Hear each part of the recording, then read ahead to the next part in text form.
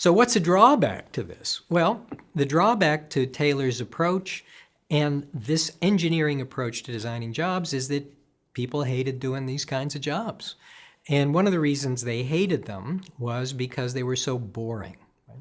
So the very beginnings, many people believe, of management research happened at Western Electric, the company that made telephones and telephone equipment, where they had people there working on tasks that were designed more or less with scientific management approaches, and they're paid piece rates, so much for each task they performed. And they discovered that people weren't working very hard here. And a bunch of engineers and researchers came in to study them and try to figure out what was going on. And there's a lot of debate as to what they really found, but the general conclusion was that the workers there cared about things other than just the piece rates. And one of the key things they cared about was their social interactions with each other. Part of what they were doing was systematically holding down effort, even though it was costing them individually money. And I think part of the reason was the belief that if they worked harder, then the bosses would just cut the piece rates. And so they wouldn't end up making any more money. This goes back to our earlier discussion about motivation, and particularly the idea of expectancy, right? Do you believe that the employer will actually do what they say? And here they believe they would not. So if we worked harder and started producing more and making more money, the company would just cut the rates so that we don't make more money, and then we'd be stuck having to work faster and harder. Now, the biggest problem with this scientific management approach, though, comes a generation later, in the 1970s, and particularly in these assembly operations, the most important of which were in the auto industry. And it arises from the fact that people hated their jobs. And the poster child for this problem, although it was happening around the world, not just in the US, was General Motors' plant in the city of Lordstown, Ohio, a plant that made Chevrolet Vegas, an early car that was designed to compete with the Japanese, fuel-efficient car. I owned one. Really lousy car, to be honest, and really not very safe.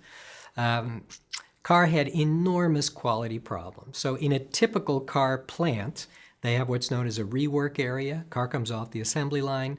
They turn the key to start it. If it doesn't start, it goes over to a rework area where some multi-skilled people will plunge in on it and see if they can fix what's wrong, right? The Vega plant didn't have a rework area. It had a rework parking lot, because so many cars would come off the assembly line and not work. And when they opened the hood to try to look inside the car and see what was wrong, they'd see a bunch of stuff missing, like no carburetor, right? Or they would see things that looked like sabotage, washers thrown in the throat of the carburetor, upholstery slashed, things like that. 1,000 or so cars at a time that really weren't working. And they tried to figure out what was going on here.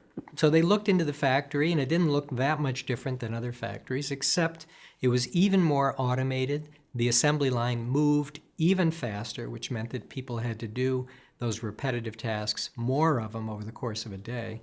The big thing was the workforce was pretty young and was actually had some college. So the average worker had been to school at least a year or so of college. The problem was the work was really boring. Over time, as they perfected scientific management, the work got even more boring, and you had a generation of people going into these jobs who were going to do this for the rest of their life. And unlike their parents who had come out of the Great Depression, this didn't seem like such a great deal to them. Now, the reason this mattered is because the quality problems were really bad, especially for cars compared to the Japanese system, which was much better built cars. And quality translates into money. So quality problems were causing performance problems, which were causing financial problems, and were ultimately going to cost the entire US auto industry a lot: market share, business, jobs, everything. So we had to do something about this. And so what did we do? So what happened during the 1970s, at least toward the end of the 1970s, was an effort to rethink job design, to look at how we were organizing work and the performance of these tasks at the level of the worker in these big assembly plants. The reason we're doing this is because it was costing the companies a lot of money, and the workers were miserable too. A lot of strikes over little things, turnover problems, etc. And so the new approach was to think about these jobs from, you might say, a human perspective rather than an engineer's perspective. So the engineer's perspective, we're thinking about people, fitting people to the machines.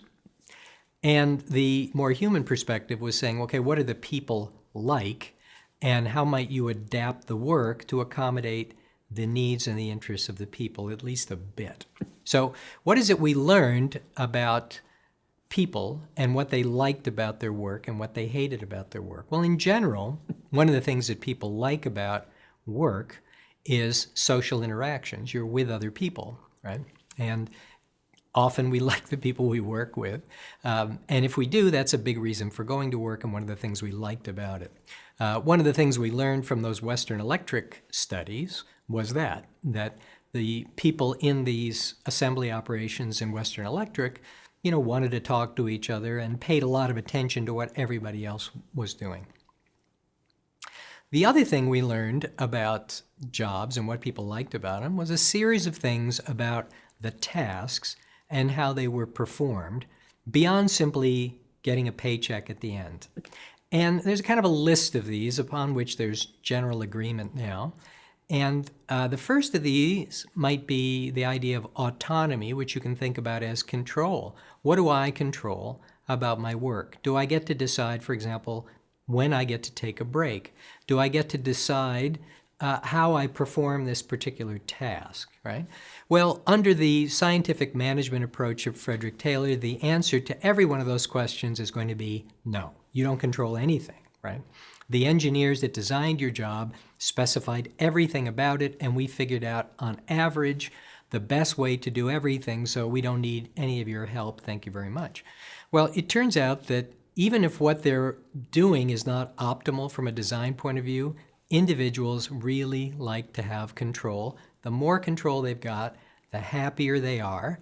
The more control they've got, the less stress they feel about things, right? So autonomy is one big thing. A second thing that they really value is variety. People get bored doing the same thing over and over. There's a phrase for this in psychology called habituation, which means that we turn off stimulus, which is repetitive and doesn't seem to matter very much to us. You probably know this if you've ever moved into a new place, and particularly if it's maybe someplace where there's a lot of noise around. You've woken up early in the morning because the garbage trucks come in, or there's a big pothole in front of your house, right? And you can't sleep the first few nights. And then after that, you find that you can sleep, right? And then you're okay with it. Your brain has just tuned it out, and you don't even notice it anymore till you get a visitor who stays with you, and then they're up all night and they say, I couldn't sleep, that stupid pothole in front of your house. And you're saying, what are you talking about? Well, your brain has tuned it out. And the problem with repetitive work, always the same over and over and over, is that our brain begins to tune the work out, and we're just not paying attention to it anymore. And for workers, this is pretty dangerous, especially if you're working with machinery that is heavy and powerful and you could rip yourself off pretty good. If you're worried just about the quality of the work you're doing, it's not good for that either, because you're not paying attention to things, and it's easy to start making mistakes or ignore quality problems as they're coming along. So from the human perspective, variety matters a lot. The third thing that seems to matter a lot is, do we understand and appreciate how what we're doing fits into the bigger picture of what maybe the company is doing or the agency we're working for? What is the significance of my work? So in the field of healthcare, for example, some famous studies looking at hospital-induced infections, right? Real problem in terms of hospital stays. You get sick in the hospital, and you're already not in great shape, which is why you're there in the first place, and then you pick up an infection which has been bred and perfected in that hospital, and it's really hard to get rid of, and a lot of people have great complications, including death, from these hospital-induced infections, right? Well, what's the cause of these? It's bacteria and viruses in the environment of the hospital. What could you do to control this? clean the place up, right? And kill germs on the walls, on the floors, on the equipment, everything around. Who's in charge of that? Well, if there's one group, it's probably the janitorial staff, which is the group of employees that are often ignored, lowest of the pecking order in the organizational chart. Well, in these studies, what they did is they explained to the janitors the significance of their work. Here's hospital-induced infections. Here's what they look like when people get sick. They're killing a lot of people. It's a terrible thing. The cause is bacteria on the walls and equipment. If we wipe that out, and here's how we wipe it out, then these guys don't get sick. And once they were able to not just explain, but show the janitors what this meant, then the janitors were much more effective at cleaning the rooms. Hospital-induced infection rates fell.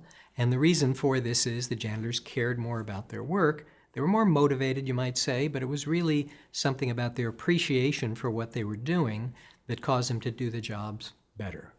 The fourth thing, which is actually related to this significance question, is can I get feedback about the tasks I perform? Can I see how it's going?